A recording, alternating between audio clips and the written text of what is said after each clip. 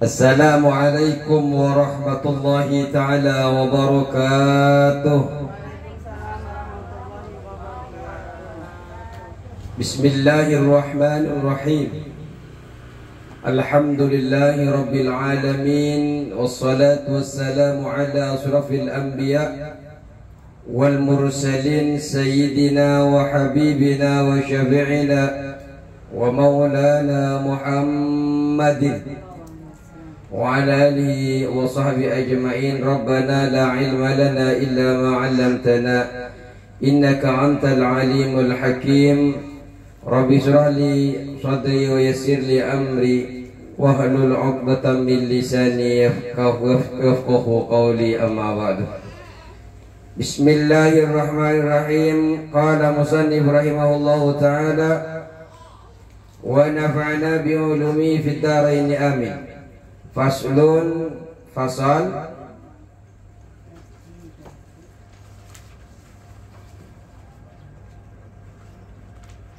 tasdidatut tasyahhudi. Adapun tasdid di dalam tasyahhud,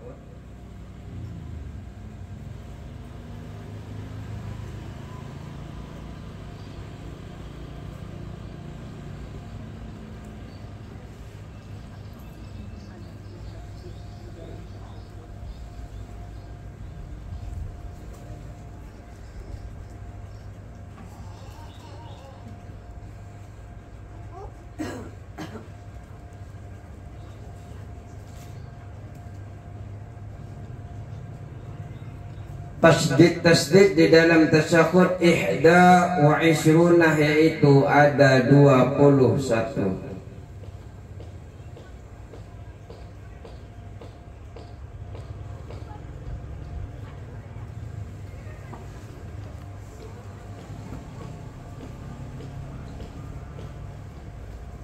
Kita sudah menjelaskan satu-satu.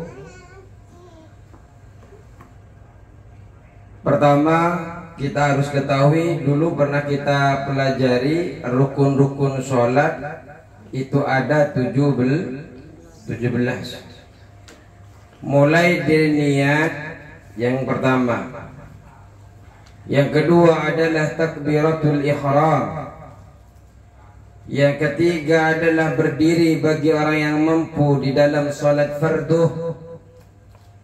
Yang keempat adalah membaca suratul Fatihah. Jadi kalau tidak membaca surah Fatihah, hukumnya sholatnya tidak sah. Kemudian yang kelima adalah ruku'. Apa itu ruku'? Membungkukkan punggung, dan yang paling sempurna adalah ketika membungkukkan punggung dikasih papan itu rata, dikasih telur tidak jatuh, kalau ingin rukuknya yang sempurna.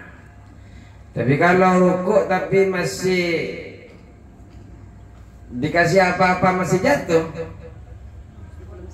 berarti belum lurus. Artinya ini yang lurus, yang rata. Karena begini, Bu,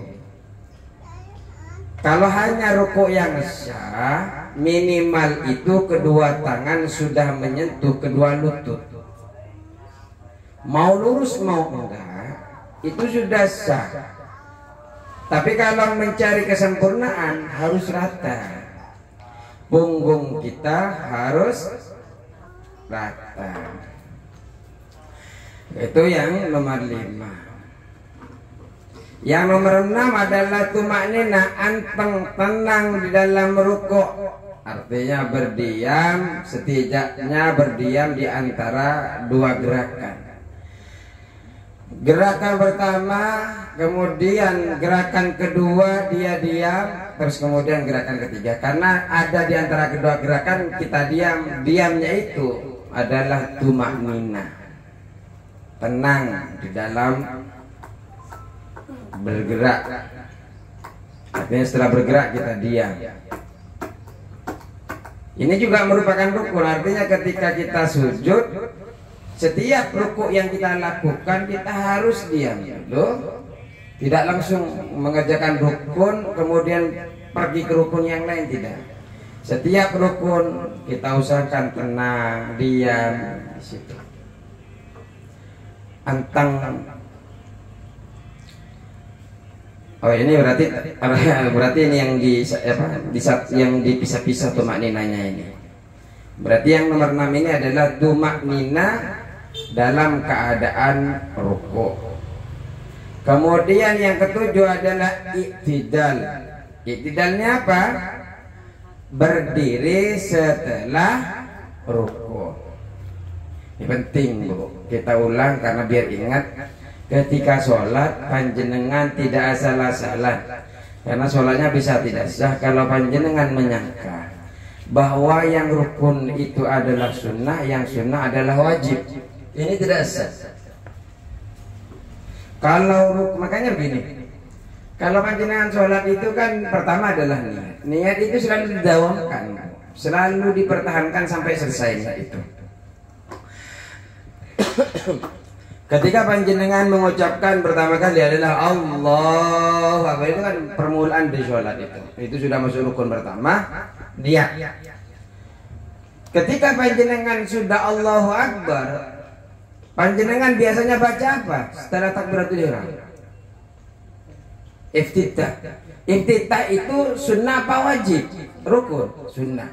Sunnah apa? Kan ada dua di dalam sholat itu, ada sunnah hayat, ada sunnah ab'ad.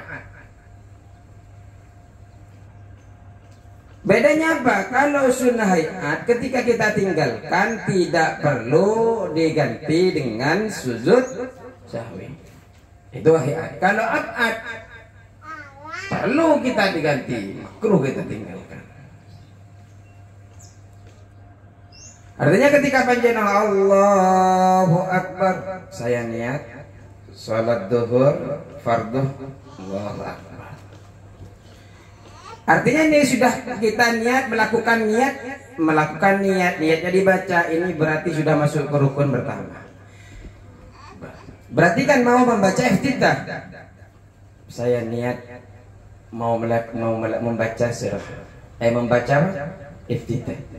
Kabirah. Ini kita harus niatan tetap niat membaca sunnahnya karena harus disengaja semuanya Bu.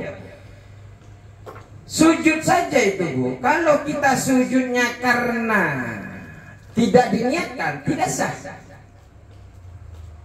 Kita umpamanya kita berdiri, tahu-tahu ada bunyi klatok cor, langsung tahu-tahu sujud. Nah, sujud yang seperti itu tidak dihitung dalam syariat. Makanya berarti apa? Niat saya sujud. Jadi di awal itu niat saya takbir, niat saya sholat, kemudian takbir. Melakukan takbir ini kita harus sudah meniatkan adalah melakukan rukun daripada sholat. Karena kalau tidak dilaksanakan rukun daripada sholat, hukumnya tidak sah. Karena rukun ini mesti adanya di dalam pekerjaan. Makanya disebut rukun. Kalau enggak ada, enggak sah. Kalau kita mau begini, kita niat, berarti niat ini kan masuk rukun nih. Berarti kan sudah ada kesengajaan dalam hati kita, niat ingin melaksanakan, niat pada melaksanakan sholat. Niat itu kan kita mau hadirkan karena kita beranggapan meyakini bahwa niat merupakan rukun daripada sholat. Setelah kita niat, kita lanjutkan kepada pekerjaan sholat lainnya. Apa? Ta'awud sebelumnya. A'udzubillahi minasyaitonir rajim. Habis itu diam sebentar, baru baca iftitah. Setelah itu ta'awud lagi. Itu kok ta'awud? Baca iftitah. Ya Pak, setelah takbir Bismillahirrahmanirrahim langsung kemudian membaca iftitah. Setelah iftitah kita diam, kemudian membaca a'udzubillahi minasyaitonir rajim. A'udzubillah ini adalah merupakan sunnah. Kemudian diam lagi. Kemudian mau masuk ke nomor 2 yang ke rukun kedua yang disebut dengan fa. Itu ketika munculkan saya niat melakukan rukun kedua yaitu Fatihah.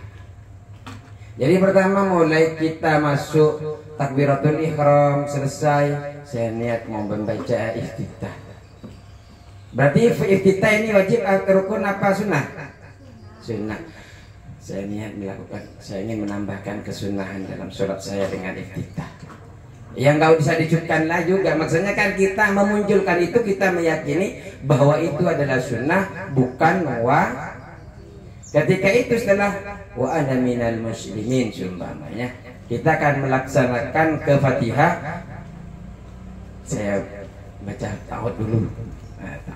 Ta'awud ini juga merupakan sunnah. A'udzubillahi minasyaitonir rajim. Kemudian Bismillahirrahmanirrahim. Bismillah sudah masuk wajib. Saya niat melaksanakan rukun yang ketiga yaitu membaca surah Al-Fatihah. Karena surah ketiga yang di dalam kitab kita kan berdiri. Kita kan sudah berdiri kan. Artinya pekerjaan dalam sholat. Setelah itu mau baca surah pendek. Niat saya mau membaca surah pendek sunnah daripada sholat.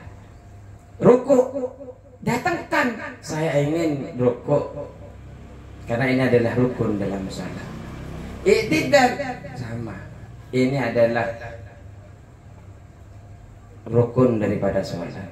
Sujud ketika angkat tangan, rukun apa sunnah? Sunnah. Ketika kan kita belajar kan kemarin ada 4 tempat kan? Di mana saja? Pertama takbiratul ihram, mengangkat tangan ketika takbiratul.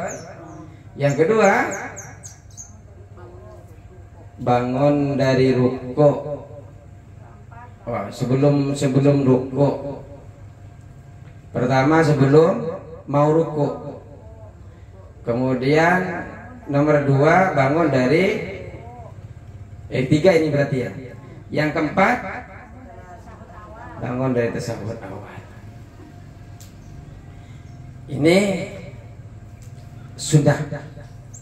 Artinya bonus kita tahu yang mana yang sunnah dan yang mana yang wajib. Kemudian tumakninah di dalam ruku, yang ke-7 iktidal. Kemudian yang ke-8 tumakninah dalam iktidal. Ini rukun. Kemudian ke-9 sujud 2 kali. Kita juga ada syarat-syarat sujud kan kemarin, diantaranya harus menyentuh ke-7 anggota tubuh kita ketika sujud. Apa saja anggota ke-7? Dahi, kedua telapak tangan, kedua lutut, iya, salah satu kedua ujung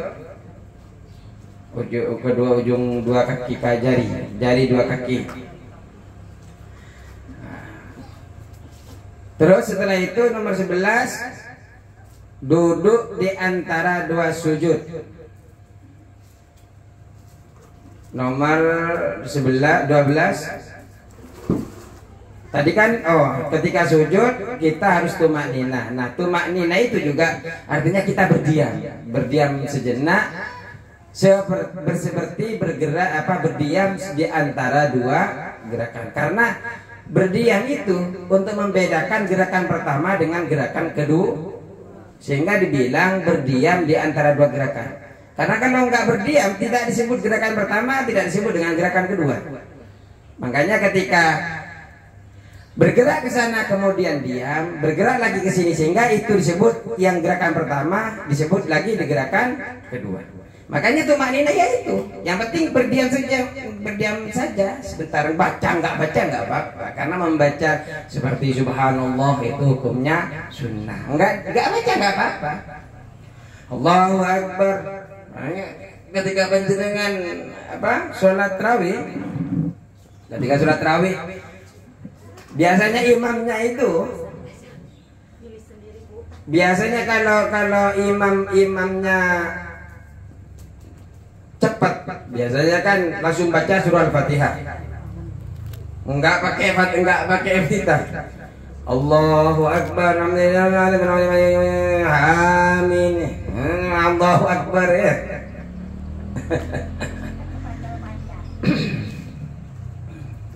Itu kalau imamnya Rosi.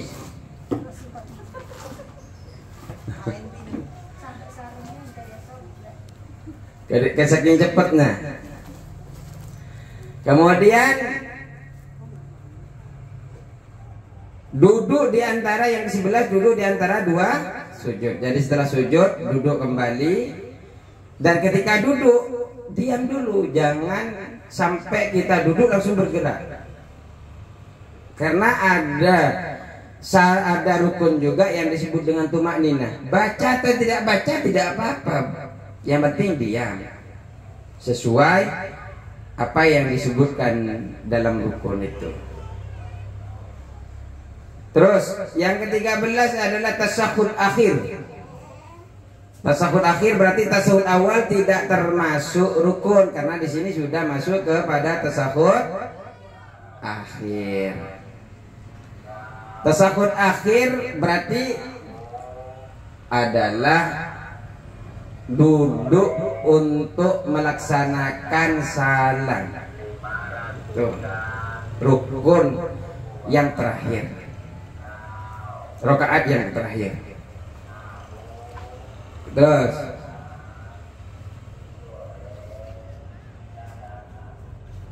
apa lagi? 14 duduk di dalam tasyahud akhir. Jadi tasyahud akhirnya harus duduk. Bukan dalam keadaan kedua kemudian tasyahud akhir, tidak. Tasyahud akhir dalam keadaan duduk di dalam tasyahud akhir. Bacanya ya tasyahud akhir itu duduk. Tasyahudnya dibaca ketika duduk. Ya, ini bagi yang mampu. Yang nomor 15, membaca salawat atas Nabi di dalam tasyahud akhir. Ini rukun. Kalau nggak baca salawat, hukumnya tidak sah. Kenapa? Rukun, masuk kepada rukun. Kemudian yang 16, mengucapkan salam. Kalau kita salamnya yang dihitung adalah salam yang kedua. Bermacam-macam. Ada yang kalau kita yang pertama. Imam Syafi'i yang kita pakai yang pertama. Ada yang imam-imam menggunakan rukunnya adalah salam yang kedua. Nah itu. Yang terakhir adalah tartib. Tartib ini perlu. Kalau nggak tertib, seumpamanya sholat yang di rukun pertama adalah apa tadi? Niat. Yang kedua takbiratul ihram. Tahu-tahu takbiratul ihramnya yang pertama. Yang keempat apa tadi? Fatihah ya. Fatihah. Artinya berada di ruangan 3 dalam sholat itu Fatihah. Tahu-tahu Fatihahnya ditaruh di depan. Bismillahirrahmanirrahim. Alhamdulillahirabbil alamin. Waladdallin. Setelah itu langsung Allahu Akbar. Langsung dia takbirnya bukan takbir intikal, tapi takbir untuk melaksanakan sholat. Ya hukumnya tidak sah. Harus tertib niatnya. Sholat apa setelah niat, Fatihahnya, terus apa lagi? Rukuknya, nggak bisa sujud duluan kemudian naik lagi i'tidal, nggak bisa dibolak-balik. Makanya kemudian kita sudah pelajari, karena ini merupakan rukun penting di dalam sholat, makanya kita perdalam lagi di dalam kelebihan di dalam kitab Kasyifatus Sajah atau Safinah. Itu kita memperdalam di setiap rukunnya. Pertama yang kita pelajari adalah kemarin itu adalah derajat niat. Derajat niat kita tingkatan-tingkatan niat kan. Kalau fardu, apa saja yang harus dibutuhkan dalam niat? Niat melakukan sesuatu, harus mendatangkan apa, sebutkan di dalam niatnya pekerjaan-pekerjaan yang ingin dilakukan. Kita pekerjaan di dalam sholat, di dalam ibadah apa kita? Iya, niatnya kan kita harus dalam niat itu harus ada 3. Pertama jenis, pertama pekerjaannya disebut. Apa pekerjaannya?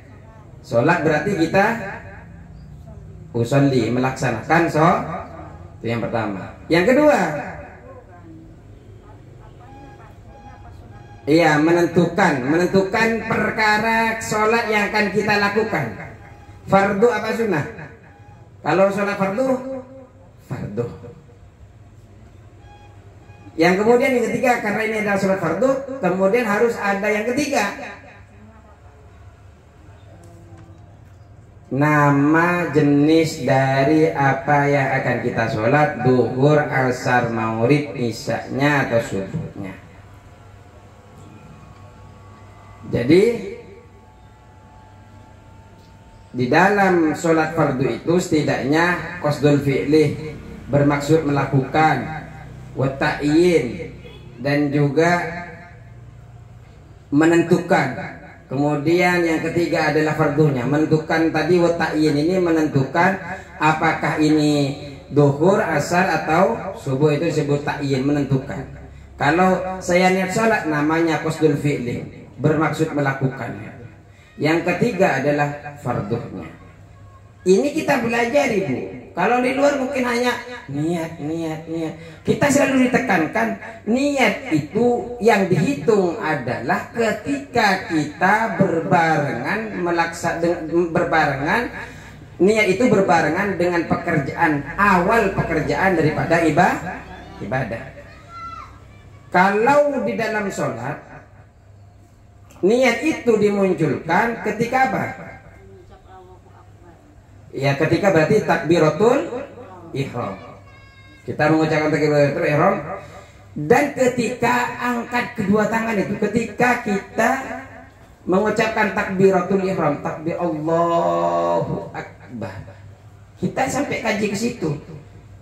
Yang Allah usolli fardhon yang di depan itu sudah tidak dimasukkan. Kenapa? Karena yang dihitung dalam niat itu tempatnya di dalam hati. Allah langsung munculkan dalam hati. Saya niat sholat fardu. Sholat fardu zuhur seumpamanya. Sholatnya dapat, ini namanya qasdul fi'lih. Farduhnya namanya fardiyah, menentukan apa farduh atau sunnahnya. Yang ketiga menentukan sholat apanya. Duhurnya dapat, mau arba rakaatin, mau makmuman, mau imaman. Tapi kalau makmum wajib, karena tidak akan mendapatkan nilai berjamaah kalau tidak ada makmuman. Sama juga imaman ini tidak baca nggak apa-apa, cuma nggak dapat fadilah menjadi imam. Yang di belakang makmuman, di belakang depannya imaman. Nggak maulah dia dulu nyakitin saya nggak mau makmuman sama dia. Yang di belakang terus ngikutin, yang di depan. Atau marahan sama suaminya, suaminya jadi imam, saya nggak mau ya. Kata suaminya, nggak mau saya berjemaah dengan istri saya. Istrinya sudah nyolek-nyolek dari belakang bermakmum. Istrinya bermakmum saja, walaupun di depannya imaman, makmuman terserah. Tapi ketika tahu di belakangnya ada makmum, kalau ingin mendapatkan fadilah berjamaah, ya harus mengucapkan imaman. Dalam hati menghadirkan bahasa imam. Ya kalau yang di belakang makmumnya wajib mendatangkan makmuman kalau ingin berjamaah dengan yang di depan. Suaminya terserah, mau makmuman mau enggak terserah. Oh, saya lagi mahram sama istri saya enggak mau, saya mau jadi imamnya. Ya enggak masalah, bagi ibu-ibu enggak masalah. Egois banget. Jangan tidur sama saya. Terus sempat tidur sama siapa? Terus sampai kita pelajari juga syarat-syarat takbiratul ihram ya. Takbiratul ihram kita juga sudah pelajari. Di luar itu hanya takbiratul ihram saja Bu kadang. Jadi kalau kita sampai sampai kita itu ada berapa takbiratul ihram itu? Ada 16. Kemudian sampai kita bahas itu Fatihah. Syarat dari Fatihah juga kita bahas itu. Tertib, muwalah, mura'atun hurufiha, mura'ah wa mura'atu hurufiha. Pertama tertib, berurutan, terus menjaga beberapa huruf Fatihah, itu syarat daripada Fatihah. Sampai ke tasdidnya kita bahas. Ini kelebihan di dalam kitab Safinah. Kalau yang lain ya Fatihah saja, nggak tahu betul apa tidak Fatihahnya, itu dalam kitab lain. Tapi kalau Safinah sampai detil, tasdidnya dijelaskan, kalau kamu salah di sini lo artinya begini, ya, seperti itu. Terus angkat kedua tangan, kemarin kita bahas. Juga syarat-syarat sujud. Nah, sujud ini dibahas secara detail juga karena merupakan rukun daripada sholat.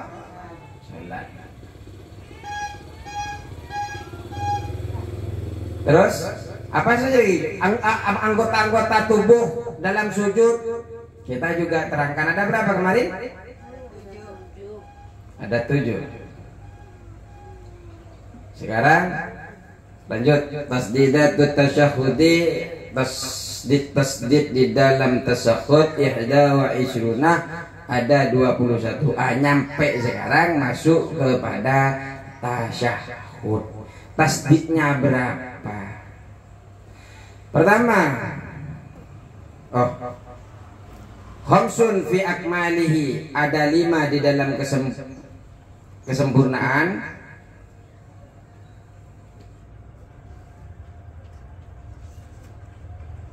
Yang 5 apa? Tasdidatut tasyahhudi, tasdid itu ihda wa isruna ada 21.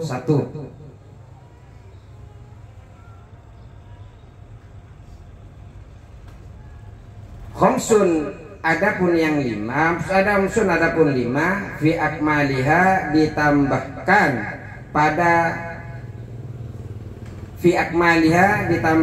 pada tasawuf yang lebih sempurna. Terdapat yang 5 terdapat di tasawuf yang paling sempurna. Yang paling sempurna tasawuf kan tasawuf akhir. Ditambahkan ke sana. Wasittata asyara fi aqallihi, dan yang wasittata asyara dan yang 16 fi aqillihi terdapat pada tasahud yang paling sedikit.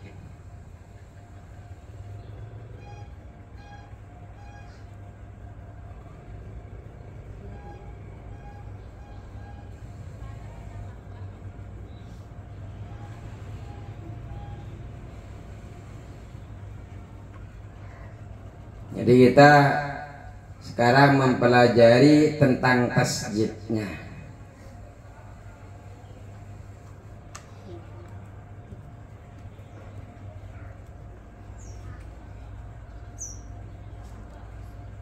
Pertama apa? At-tahiyyatu. Lafaz at-tahiyyatu. Ada di mana at-tahiyyatu? At-tahiyyatu ada di ta dan waliyai dan iya. Makanya kalian itu ketika membaca at-tahiyyatul mubarakah, kalian pernah ini kan sudah tasawuf kan? Bacaan tasawuf sudah kan? Pernah dipelajari kan tasawuf? Belum. bacaan at-tahiyyatul mubarakatus shalawatut thayyibatu lillah.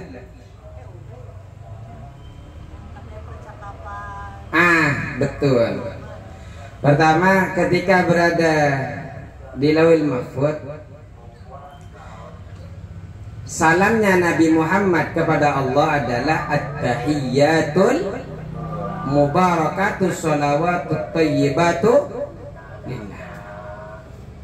At-tahiyyah kehormatan, at-tahiyyatul mubarakah dan keberkahan, thayyibatu. At-tahiyyatul mubarakatu apa? Lil at-tahiyyatul mubarakah.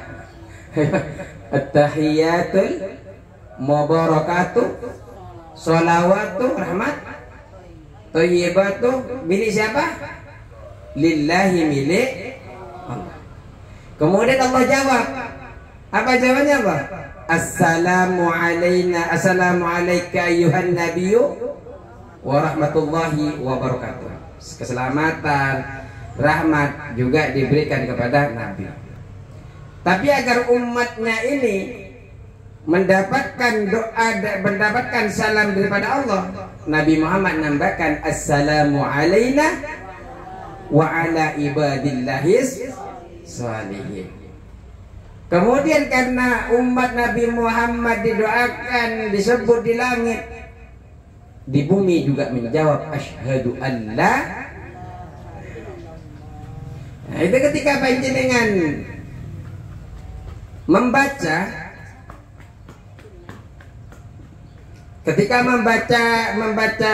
tahiyat dari pertama itu akan datangkan at-tahiyyatul mubarakatus shalawatut thayyibatu lillah. Nah, ini salamnya Nabi Muhammad kepada Allah. Allah menjawab at-tahiyyatul mubarakatut thayyibah, at-tahiyyatul mubarakatus shalawatu thayyibatu lillah, assalamu alayka. Nah, ini salamnya Allah, jawaban salam Allah kepada Nabi Muhammad, assalamu alayka ayyuhan nabiyyu wa rahmatullahi wa barakatuh. Dijawab, ditambahkan oleh Rasulullah, ingin biar umatnya kita semua Nabi Muhammad, umat Nabi Muhammad ini mendapatkan keberkahan, ditambahlah assalamu alaina wa ala ibadillahis. Karena kita bentuk terima kasih kita sudah dimasukkan di dalam percakapan Allah, ingin biar mendapatkan keberkahan juga, maka kita perlu membalas. Dibalaslah oleh penghuni-penghuni bumi, asyhadu an la ilaha illallah wa asyhadu anna muhammadar rasulullah. Bisa. Artinya kita ingat-ingat ketika kita membaca di dalam tasahud kita. Oh, ini percakapan ini ketemu ini. Sehingga kita memang dalam sholat itu harus mendatangkan mana yang itu sunnah, mana yang tidak. Memang harus tahu kita. Makanya dalam bisa tidak sah kalau kita menyangka yang wajib disangka kita sunnah, yang sunnah kita anggap rukun atau wajib. Mati penting aja ini, Bu. Terus yang kedua, yang pertama adalah at-tahiyyat. Ini pertama dan kedua, karena di dalam at-ta dan di dalam iya. Iya. Terus yang kedua, yang seterusnya adalah al-mubarakatus sholawatu. Di mana itu? Ada di alas sodi, ada di atas dia sod. Alas sodi ada di sod. Saya minum dulu. Ini pikiran saya masih muter-muter karena memang tadi tahu-tahu bangun, jam lewat jam. Iya, ya tapi sudah siap-siap tadi waktu telepon.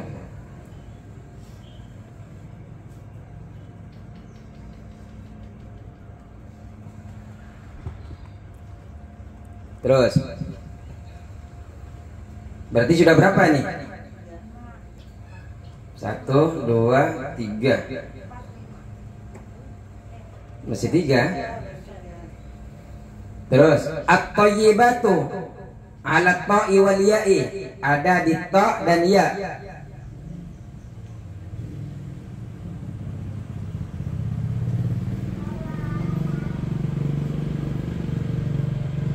Ini saking menjaganya di dalam bacaan tasawuf sampai ke tasdid-tasdidnya diituin. Dia apa namanya dijelaskan oleh Syekh Nawawi, oleh pengarang kitab ini, muallifnya Syekh Samir. Terus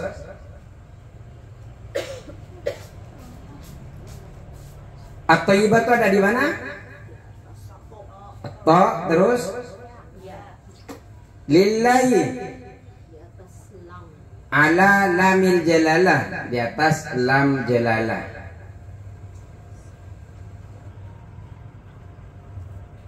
Terus ini berapa ini dah? 6. Terus assalamu ala sini, tasdid di dalam lafaz assalam.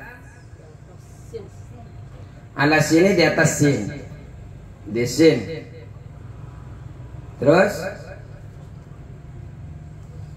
alaika ayyuhan nabiyyu ala liya'i wan nuni wal ya'i. Berarti pertama ada di dalam ya ayyuha, yang kedua ada anna, yang ketiga adalah biyu. Ya. Terus warahmatullahi di atas di mana? Ala lamil jalalati, di lamnya al jalalah, nama Allah, asma Allah. Wa barakatuhu ada di mana barakatuhu? Enggak ada. Wa barakatuhu enggak. Yang ada wa barakatuhu assalamu, assalam. Ada di mana? Ala sin, di atas sin. Karena wa barakatuhu enggak ada, kecuali diadakan sama kalian, sama panjenengan.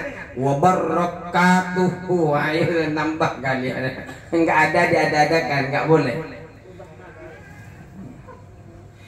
Ya, nggak tahu mulai di depan umpamanya at-tahiyyatul mubarakatus shalawatut thayyibah. Ini sampai gimana? Ini bukan hanya 21 tasdidnya kalau kalian baca. Saking nikmatin sholatnya ini. At-tahiyyatul mubarakatus shalawatut thayyibah. Orang sholat itu macam-macam Bu, di dalam masjid itu. Menikmati tasbih. Tahiyyatul mubarak. Barengan dengan saya sholat di pinggirnya. Oh ya. Ya. Tapi masalah dia kedekatan dengan Allah, ya belum tentu kita sama beliau-beliau. Tapi dalam sholat-sholat kalau salah, salah. Tasdid sama enggak ada huruf yang itu. Tasdid semua di awal. Tahiyyatul mubarakatus, ini berapa? Ini wa barakatuh jadi wa barakatuh. Assalamu. Ya, enggak tahu.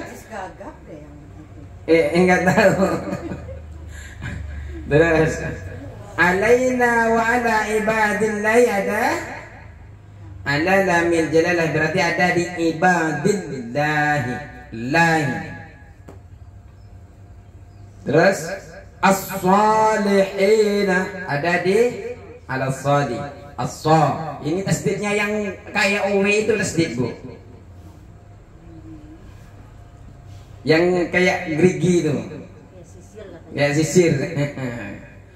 ala sodi.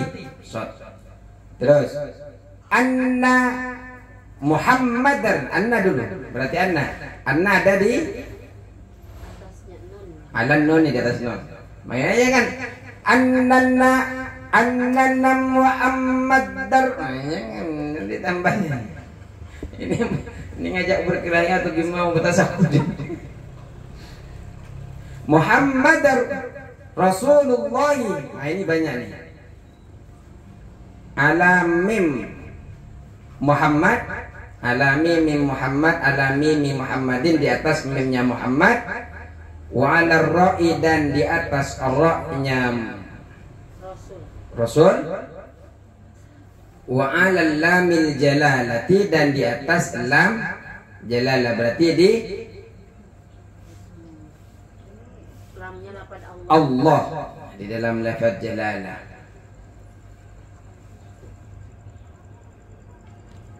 Makanya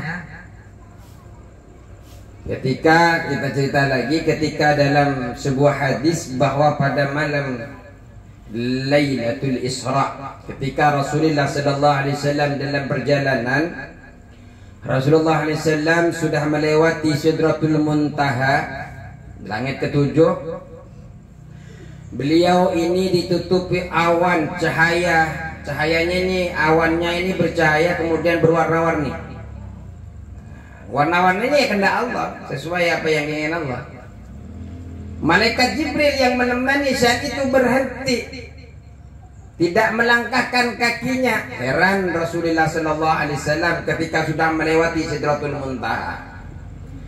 Apa kata Nabi kepada malaikat Jibril? Jibril, jangan tinggalkan saya. Ini percakapan tentang tadi itu. Jangan tinggalkan aku sendiri, kata Rasulullah kepada malaikat Jibril. Jibril bilang, jawab kepada Rasulullah, saya ini tidak pantas ya Rasul. Saya ini tidak ada bagi saya kecuali makom tertentu. Saya itu bukan makomnya masuk ke sana. Nggak berani. Tapi Rasulullah maksa, antarkan aku meskipun hanya satu langkah.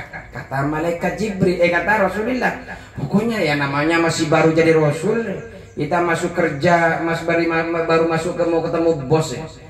Yang bawa seseorang sumpamanya, pengennya kan ditemenin terus sama teman kita sampai ketemu bosnya kan nggak minder, nggak apa ya. Ya zaman Rasul, antarkan saya meskipun satu langkah. Nah, kemudian Jibril ini nganter memang hanya satu langkah saja Jibril. Tiba-tiba Bu, Jibril ini hampir terbakar oleh cahaya tadi itu yang warna-warni. Oleh cahaya keagungannya Allah, cahaya kehebatannya Allah. Jibril pun jadi kecil Bu.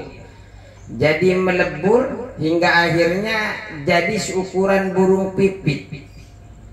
Apa? Burung emprit. Tahu? Burung emprit.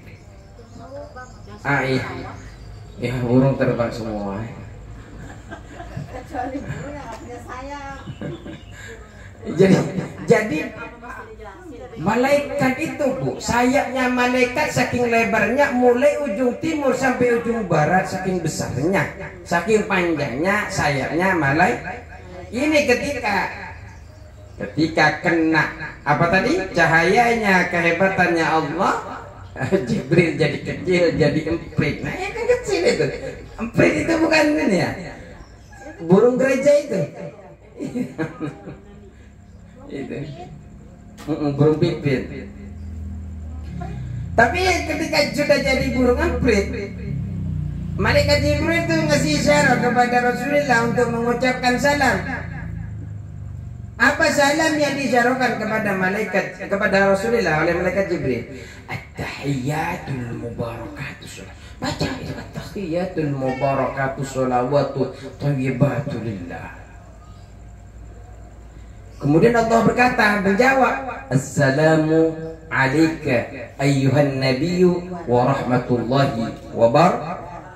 Nah, mendengar firman Allah yang seperti itu, agar ingin sekali hamba-hambanya Yang soleh juga mendapatkan bagian daripada maqam kedudukan salam yang diberikan Allah Subhanahu wa taala, kemudian ditambahkan assalamu alaina wa ala ibadillahi sholihin. Makanya Bu, orang soleh, orang baik itu yang mendoakannya langsung adalah Rasulullah. Seluruh orang-orang yang ada di muka bumi selagi dia sholat selalu mendoakan assalamu alaina wa ala ibadillah. Walaupun dia sholat tapi dia tidak baca itu, dia nggak sholat juga. Karena ini termasuk tahiyat tasahud ya. Dia baca tapi tidak soleh. Keselamatan ini tidak didapat. Kenapa? Kenapa tidak dapat? Karena tidak syarat mendapatkan salam assalamu alaina wa ala ibadi kepada hamba as-sholihin. Berarti kalau ingin dapatkan salam selain salat sendiri juga, kalau hamba-hamba ingin mendapatkan doa ini maka juga harus menjadi orang yang soleh. Setelah itu seluruh penduduk langit dan bumi berkata asyhadu alla ilaha illallah wa asyhadu anna muhammadar rasul. Rasulullah tidak memiliki kesulitan apapun, tidak seperti Jibril yang kemudian jadi imprit, jadi pipit. Kenapa? Karena Rasulullah tamu yang memang dimaksud oleh Allah.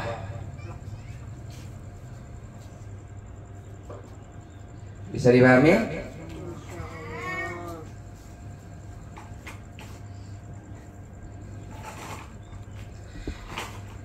Apa sih sebenarnya yang dimaksud dengan salam? Assalam.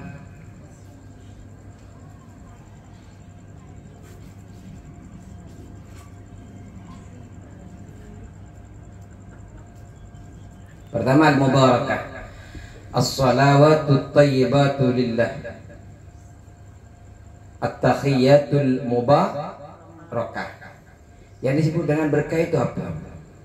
Tambah-tambah kebaikan. Bertambahnya kebaikan,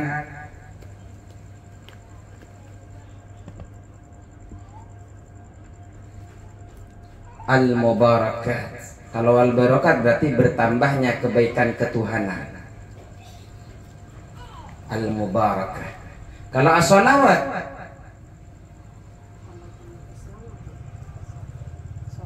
sholat 5 waktu, atau bisa diartikan yang lebih umum seperti doa atau rahmat. As-salawat. Kalau pertama al-mubarakat. Kalau at-tahiyat kehormatan. At-tahiyatul mubarakah. Artinya ini adalah salam-salam yang kemudian diucapkan oleh Rasulullah kepada Allah. As-salawat berarti ini adalah bisa jadi sholat 5 waktu, atau bisa jadi yang lebih umum doa atau rahmat. At-thayyibat apa? Yang baik-baik, kebaikan, amal-amal yang soleh itu masuk kepada at-thayyibat. Yang masuk assalam apa? Assalam ini nama, salah satu nama Allah Ta'ala, artinya untukmu dan untuk kami para hadirin, para orang yang sholat, mendapatkan keselamatan. Kalau as-saleh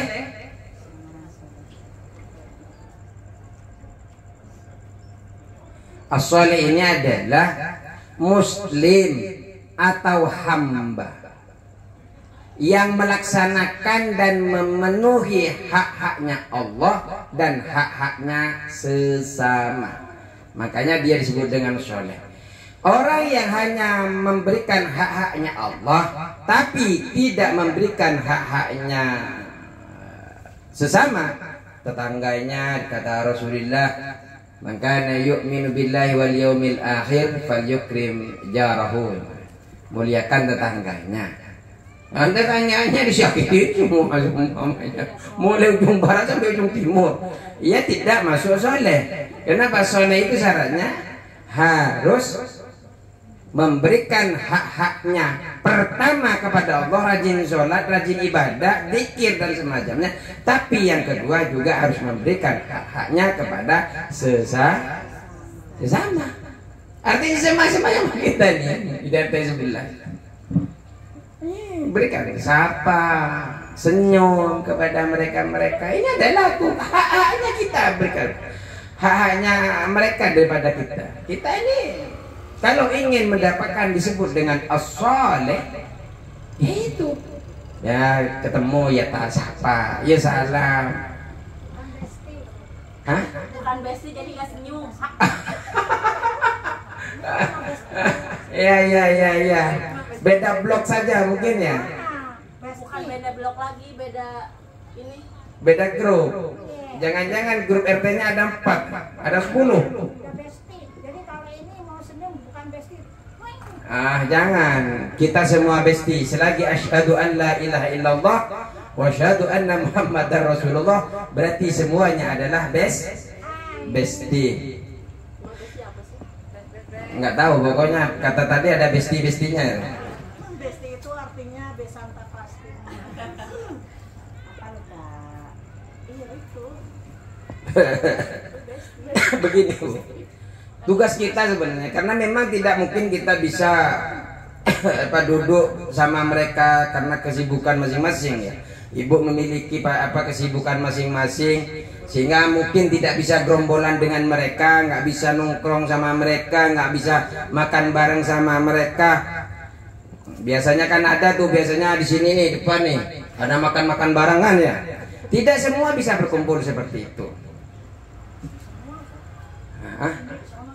Iya maksudnya sini, iya maksudnya saya contoh semuanya di situ. Iya. Apa kompornya perlu dimatikan?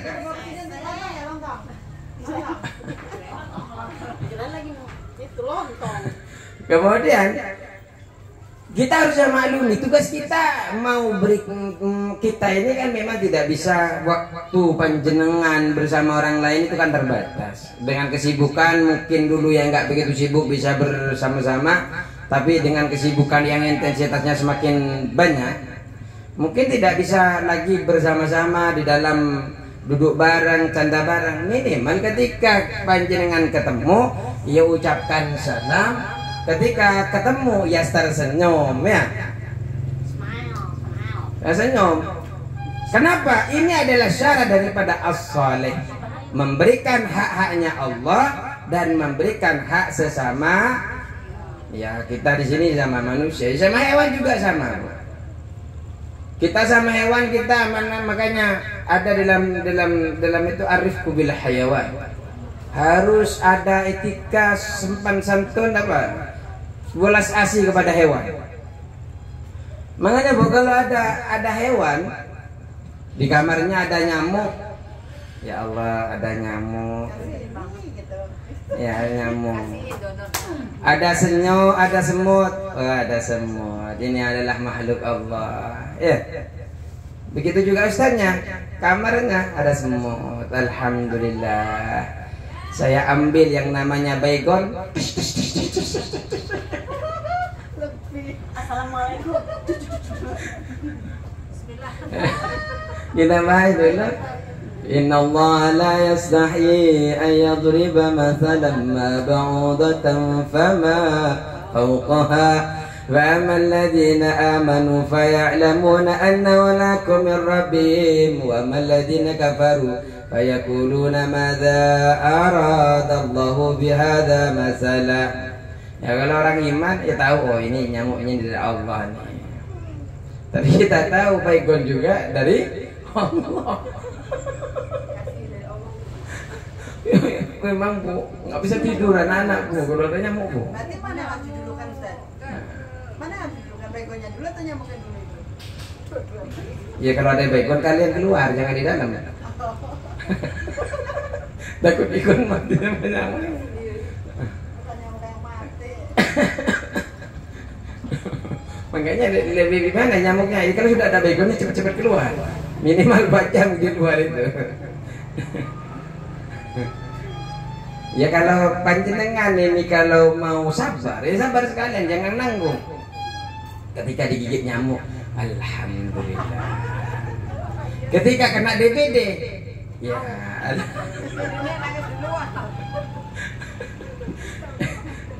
Jarang sih. Jarang alhamdulillah, jarang ada yang Ustaz tadi barusan. Hah? lagi nggak digigit. Sekali kali gigit. Perasaan bener dong. Iya. Yang belang-belang itu. Kalau nyamuk sini beda dengan nyamuk kampung, Bu. Kalau nyamuk kampung masih ada salamnya. Assalamualaikum. Gimana salamnya nyamuk? Dari jauh itu sudah ciu, Bu. Pakai sirine. Aku mau datang gitu. Iya. Ya, kalau sini udah nggak tahu-tahu. Ini kok mana gatal ini tahu-tahu sudah hilang. Perasaan dulu di kampung tuh tiap hari ke kebun tuh biasa aja gitu. Sini sekarang di depan rumah tuh Orang di sono kandang kambing di rumah juga banyak nyamuk. nyamuk nakal. Sini kotnya. Ini Bu, tambahan ya. Di dalam Al-Imam Fashani mengatakan di dalam Syarh Arba'in Nawawi dalam hadis ke-22 bahwa takhiyat yang kita baca itu merupakan nama burung yang ada di surga. Ya, yang hinggap di atas pohon. Yang ada di pohon itu namanya burung tahiyat.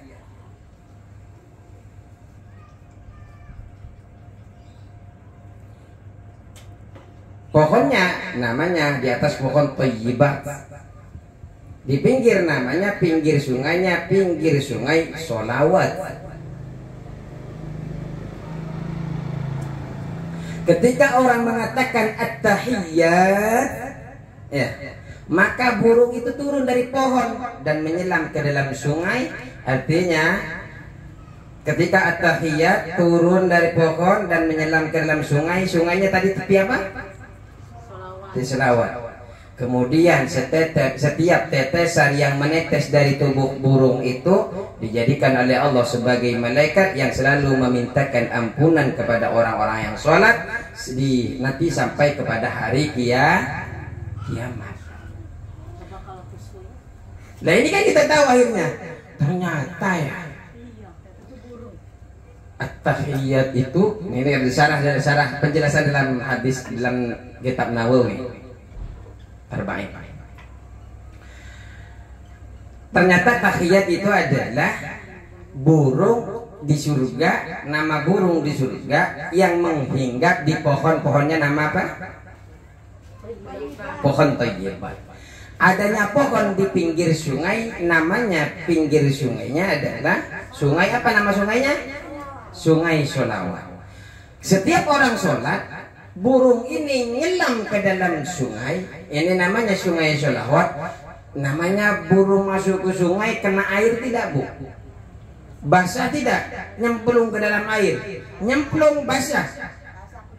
Kuyup. Setelah itu kan biasanya kan begini itu burung ya. Kipas-kipas. Setiap tetesan itu menjadi malaikat dan malaikat yang jadi dari burung tahiyat itu selalu memintakan ampunan kepada orang yang sholat sampai kepada hari kiamat. Wah enak tuh. Burung mintakan ampunan.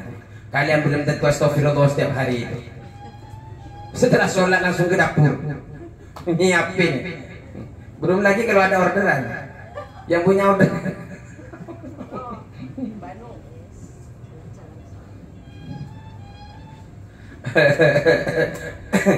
Jadi hebat orang sholat itu. Yang mintakan yang dirinya sendiri aja belum tentu minta ampunan, ternyata burungnya, tetesan burungnya masih mendingan. Tetesan air dari burung tahiyat diciptakan oleh Allah, dijadikan setiap tetesnya itu menjadi apa? Menjadi malaikat.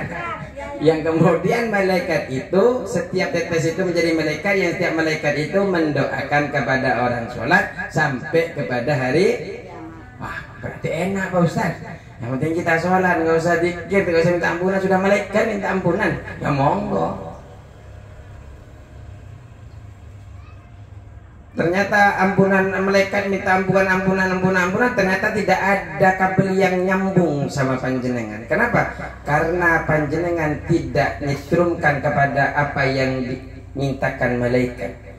Kata Allah, ini nih burung-burung apa malaikat-malaikat yang dari tetesan burung ini kan minta ampunan terus. Tapi itu makhluk kok sendirinya aja nggak minta ampunan, butuh nggak ya dia itu? Khawatirnya jenengan dianggap tidak butuh karena tidak pernah membaca istighfar. Ini malaikat tiap hari tiap malam mintakan ampunan kepada orang sholat. Yang sholat juga enggak membaca istighfar.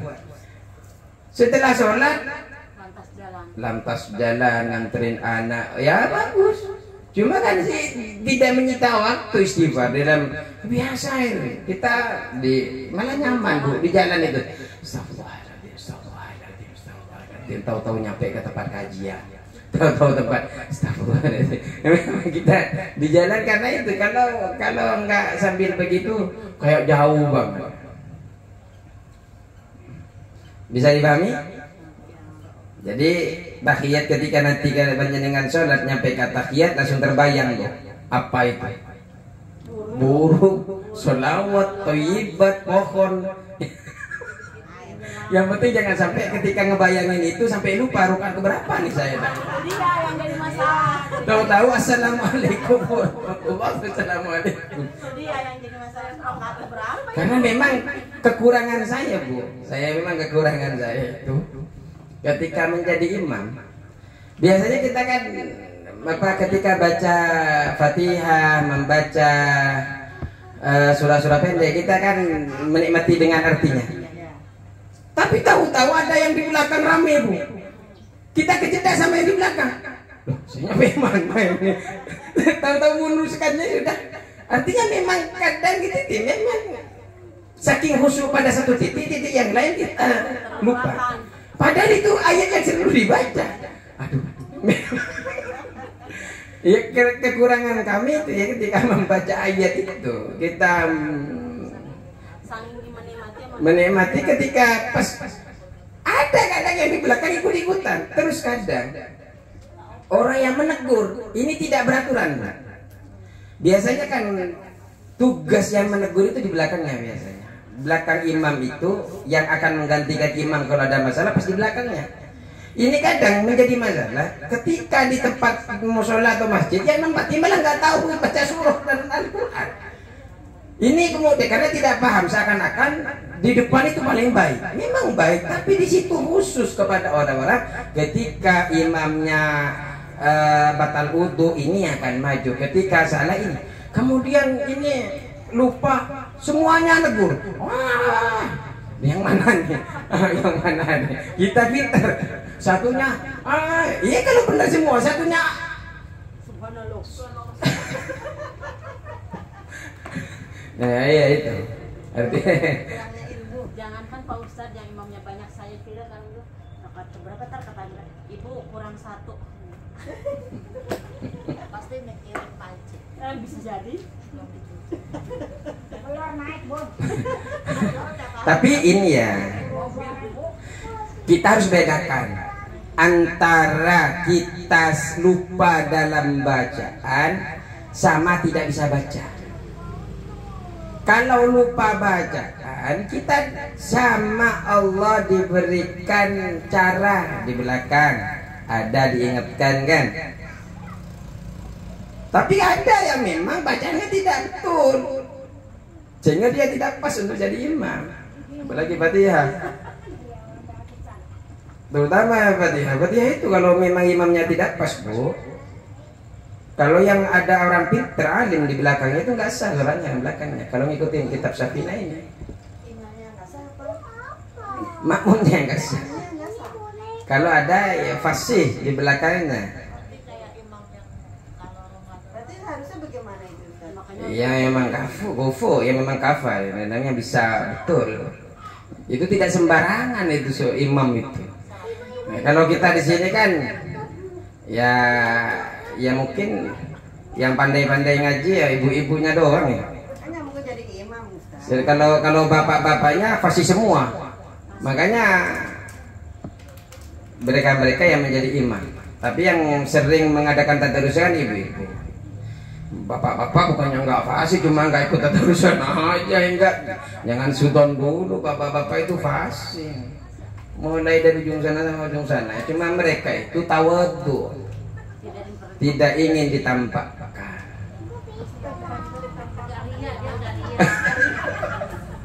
Kita tidak riak, cuma mau mengajak. Oh, besok pakai itu. Enggak, maksudnya bapak-bapak ini kan orangnya tawadhu. Saking tawadhunya.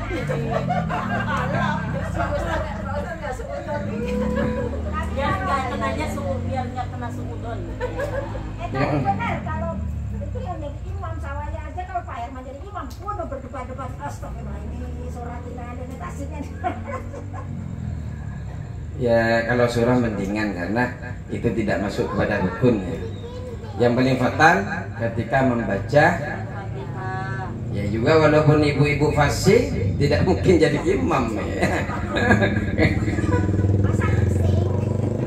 Nah, Pak Ustaz, kalau misalkan ya itu aku nanya, kalau misalkan udah tahu Al-Fatihahnya tidak benar, pas kepepet kita jadi makmum di situ, apa kita memisahkan diri dalam artian memisahkan niat gitu, tetap bareng, cuma niatnya tidak menjadi makmum gitu.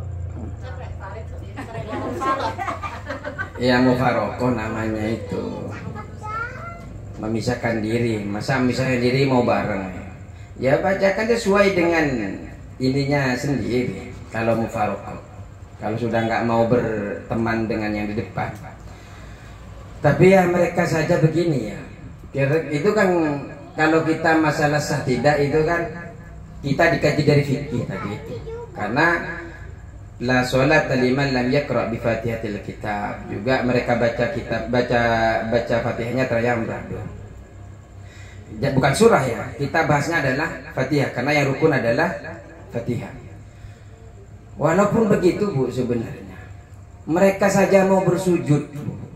Ini sudah luar biasa.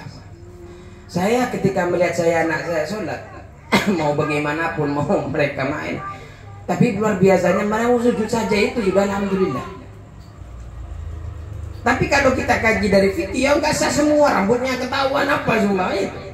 Tapi mereka mau bersujud saja, itu sudah hadiah terbesar. Bapak-bapak di sini mau sujud, apalagi sampai jadi imam, itu sudah hadiah terbesar. Karena memang kita harus, dan mereka juga mengaji ya. Mereka punya guru di mana-mana bapak-bapak sini. Gurunya bukan cuma satu. Berarti tidak ada yang sia-sia gitu ya. Balikan lagi ke situ gitu ya. Hah? Cukup sendiri. Cukup sekian. Assalamualaikum warahmatullahi wabarakatuh.